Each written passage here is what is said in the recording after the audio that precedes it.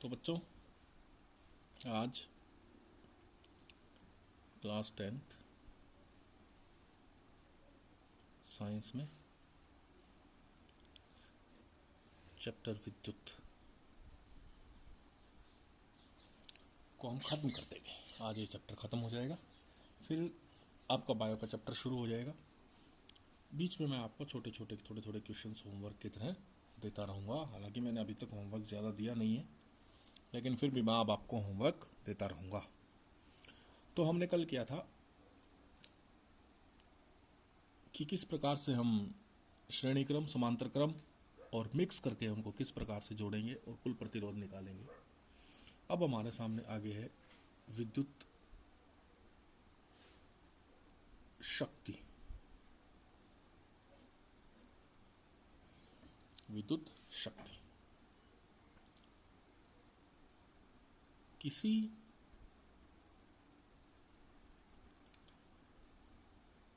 विद्युत परिपथ द्वारा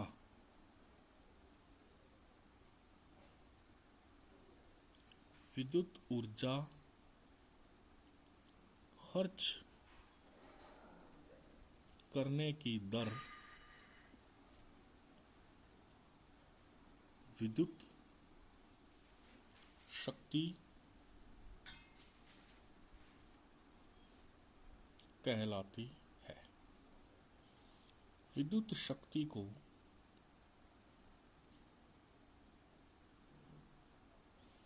कैपिटल P द्वारा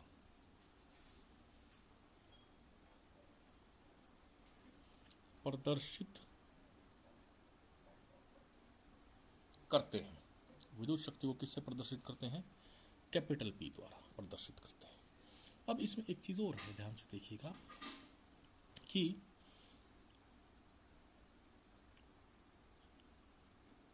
विद्युत शक्ति इक्वल टू वर्क कार्य और ऊर्जा। विद्युत ऊर्जा एक तरह से कार्य भी कह सकते हैं आप। हम लोग work upon time, W upon T, ठीक है। यदि W बराबर 1 जूल होगा, कार्य कितना होगा? 1 जूल, और समय कितना होगा? 1 सेकेंड। W कार्य मतलब विद्युत ऊर्जा 1 सेकेंड होगा, तो विद्युत शक्ति P बराबर क्या हो जाएगी? 1 जूल। आपको पता है सेकंड ऊपर जाएगा तो जूल सेकंड -1, इसको हम कह देंगे 1 वाट। क्या कह देंगे? 1 वाट। वाट क्या है? विद्युत शक्ति का SI मात्रक। विद्युत शक्ति का SI मात्रक है वाट। ठीक है, क्लियर? अब हमारे पास एक और फार्मूला, विद्युत शक्ति P बराबर को हम V गुना I भी लिख सकते हैं।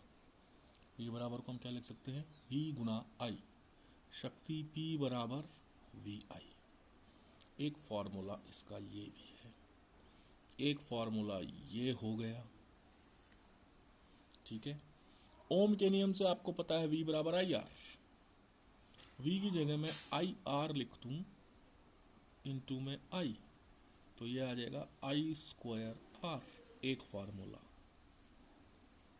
ये भी बन गया, ठीक है, क्लियर?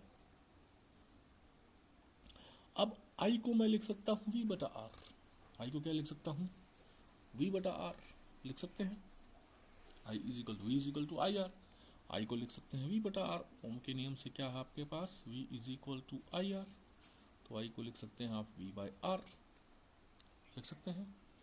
एक फार्मूला और बन सकता है हमारे पास। I को लिख दिया मैंने V बटा R गुणा में R, ये हो गया V² बाय R² गुणा में R। एक R से एक R कैंसिल, तो विद्युत शक्ति आ गई V² बाय R।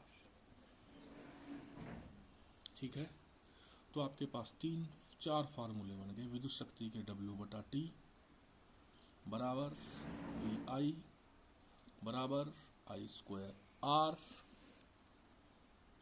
बराबर वी स्क्वायर बटा आर। तो आपके पास विद्युत शक्ति के 4 फार्मूलाज बन गए। विद्युत शक्ति का मात्रक क्या है?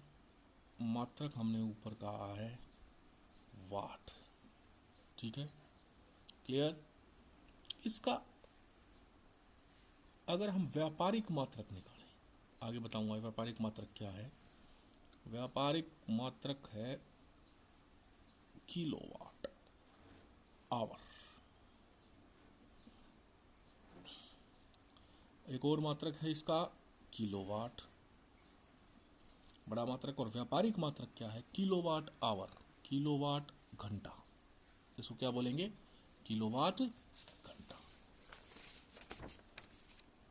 ठीक है, क्लियर?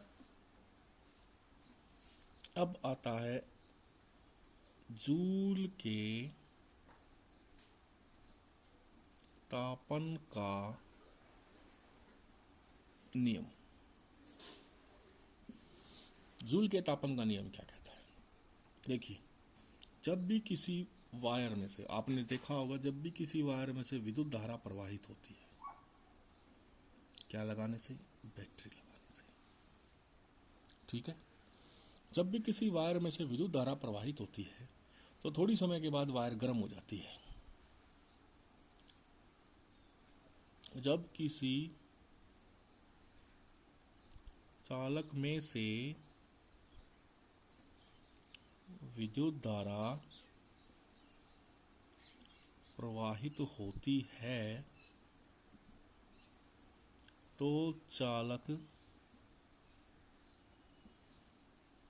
गर्म हो जाता है। क्यों? क्योंकि कुछ विद्युत ऊर्जा किस में परिवर्तित हो जाती है? ऊष्मीय ऊर्जा में परिवर्तित हो जाती है। क्योंकि कुछ मात्रा में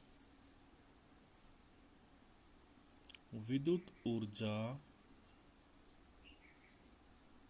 ऊष्मीय ऊर्जा में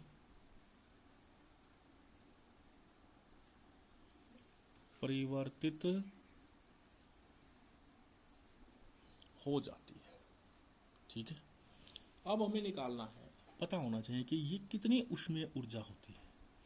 तो जूल के तापन का नियम क्या कहता है? जूल के तापन के नियम से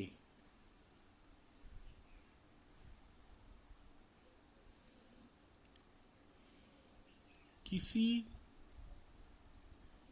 चालक में उत्पन्न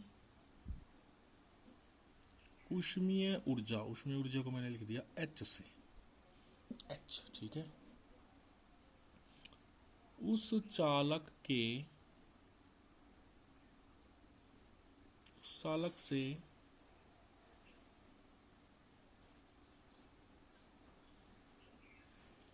प्रवाहित होने वाली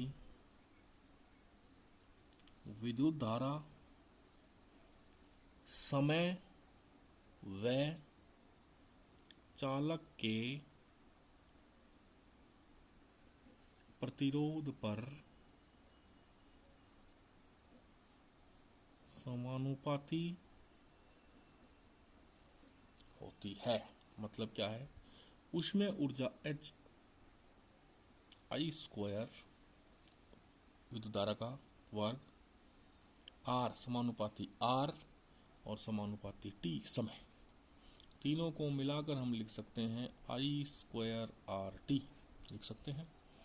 जब समानुपाती हटता है तो हमें पता है एक स्थिरांक आएगा, यहाँ स्थिरांक का मान होगा 1, यहाँ स्थिरांक का क्या मान होगा?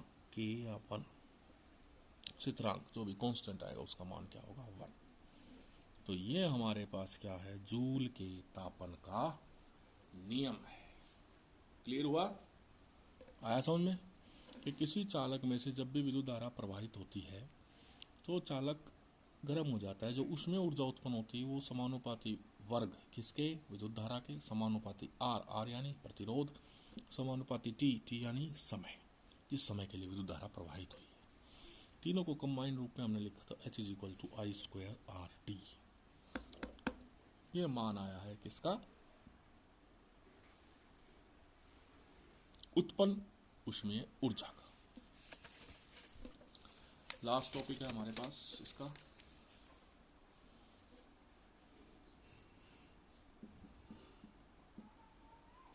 बिजली के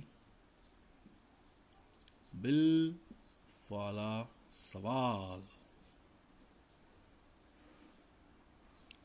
बिजली के बिल वाला सवाल। देखिए, हमारे सामने सबसे बड़ा क्वेश्चन होता है कि हमारे घर में बिजली का बिल आता है, उसमें लिखा होता है हमने इतनी यूनिट बिजली खर्च की है, लिखा होता है ना। तो बिजली की यूनिट किस प्रकार निकालते हैं, उसका एक छोटा सा क्वेश्चन करते हैं हम, फिर उसी अनुसार सारे क्वेश्चन आप करेंगे। मान लीजिए एक घर का उदाहरण ले लिया, माना राजेश के घर में 100 वाट का पंखा रोजाना 10 घंटे, 500 वाट की मोटर रोज 2 घंटे, 200 वाट का फ्रिज रोज 8 घंटे, व 100 वाट का बल्ब रोज 5 घंटे प्रयोग किया जाता है।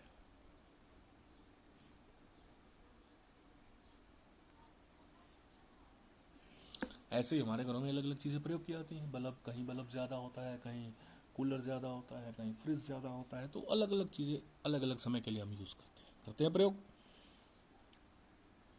बताएं 30 दिन में, 30 दिन में, मान लिया 30 दिन प्रयोग किया है, 1 महीने में 3 रुपए प्रति यूनिट। 1 यूनिट का खर्चा कितना है? 3 रुपए के हिसाब से कुल खर्च क्या आएगा? ऐसे ही हमारे घरों में हम यूज़ करते हैं, और बिजली के बिल में लिखा आता है 3 रुपये यूनिट, 5 रुपये यूनिट, 7 रुपये यूनिट, जो भी है, तो कुल खर्च निकालना है हमें। तो चलिए, आपको एक एक घरेलू यंत्र द्वारा खपत की गई विद्युत ऊर्जा निकालनी है। चलिए देखते हैं क्या करना है। सबसे पहले क्या है, 100 वाट का पंखा। 100 वाट के पंखे द्वारा कितने घंटे? 10 घंटे। 10 घंटे में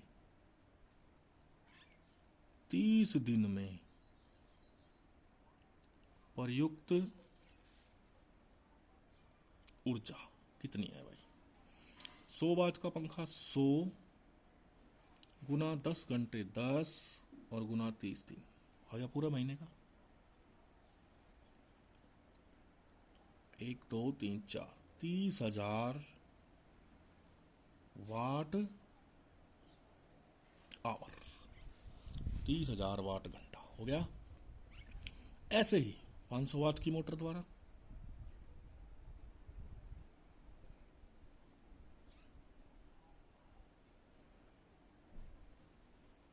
2 घंटे में 30 दिन में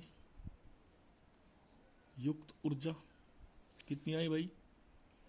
500 गुना 2 गुना 30, 1 2 3, 5 दूनी 10 दिए 30, ये भी वही आ गई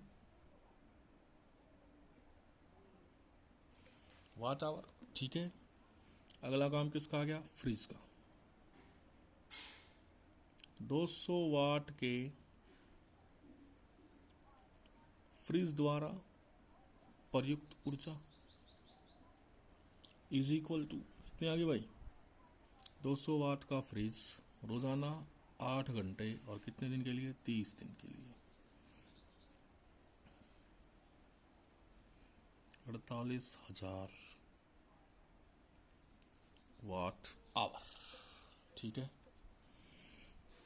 अब क्या बच गया, 100 वाट का बल्ब। 100 वाट के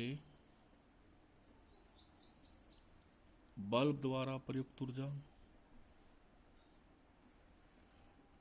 100 गुना 100 वाट का बल्ब कितना, 5 घंटे और कितने दिन, 30 दिन।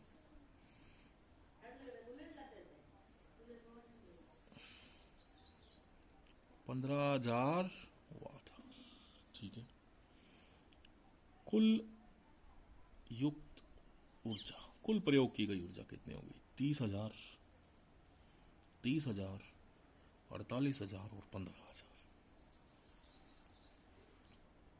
प्लस 30,000 प्लस 48,000 प्लस 15,000, ये हो गई भाई। ठीक है, 8 और 5 13, 1 3 3 6 और 4 10 और 11 और 1 12, 1,23,000 वाट आवर। कितनी हो गई, 1,23,000 वाट आवर। 1,23,000 वाट आवर को मैं 1000 से डिवाइड कर दूं तो ये बन गया 123 किलो वाट आवर। 1000 से डिवाइड कर दिया, किलो चेंज हो गया। 1 किलो वाट आवर होता है 1 यूनिट, तो ये हो गया 123 यूनिट। कितना आ गया, 123 यूनिट। तो कुल खर्च कितना आएगा, 3 रुपये प्रति यूनिट का खर्च है। कितनी यूनिट आई, 123। तो 123 इंटू 3, 3 3 9, सॉरी 3 3 9, 3 2 6, 3 1 3, 329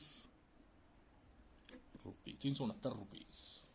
तो फिर से सुनिए, आपको क्या करना है ऐसे सवाल में। हो सकता है आपको कोई भी इंस्ट्रूमेंट दे दिया जाए, सबसे पहले आपको प्रत्येक यंत्र के द्वारा प्रयोग की गई ऊर्जा निकालनी है। कैसे निकालेंगे, उसकी पावर, कितने घंटे प्रयोग हुआ है और कितने दिन प्रयोग हुआ है, तीनों को गुणा करना है। वाट आवर में आएगी वो, किस में आएगी, 500 वाट पावर, कितने घंटे प्रयोग हुआ है, कितने दिन प्रयोग हुआ है, वाट आवर। एक दिन प्रयोग हुआ तो एक निकल देंगे। मान लीजिए वो मिनट में दिखते हैं, 500 वाट की मोटर 30 मिनट रोजाना, तो आपको 30 मिनट को घंटे में बदलना पड़ेगा। आपको करना पड़ेगा 30/60 यानी 1/2 घंटे, याद रखिएगा। ठीक है, क्लियर। ऐसे ही वाट गुणा दिन और गुणा घंटे मल्टीप्लाई करेंगे, सबको जोड़ेंगे तो वाट आवर में आपके पास क्या आ जाएगी, कुल प्रयुक्त ऊर्जा वाट आवर में। आप उसको 1000 से डिवाइड करेंगे तो क्या बनेगी, kilowatt hour. Kilowatt hour को आप यूनिट कह सकते हैं, जितने किलो वाट आवर है उतनी ही यूनिट। तो कुल खर्च क्या आ जाएगा, अगर 1 यूनिट का खर्च 3 रुपये है तो कुल खर्च आ जाएगा, कुल यूनिट को मल्टीप्लाई कर दीजिए, आपका कुल खर्च आ जाएगा। ठीक है, तो इस तरह से ये चैप्टर आपका क्या हो गया है, एंड। दिस चैप्टर एंड्स, और पहला चैप्टर ख़त्म हो गया। आज मैं आपको थोड़ी देर में कुछ इसका होमवर्क ज़रूर भेजूंगा, और ये सारे नोट्स आज PDF की फाइल बना के मैं आप लोगों को भेज दूंगा। Okay, bye bye bye.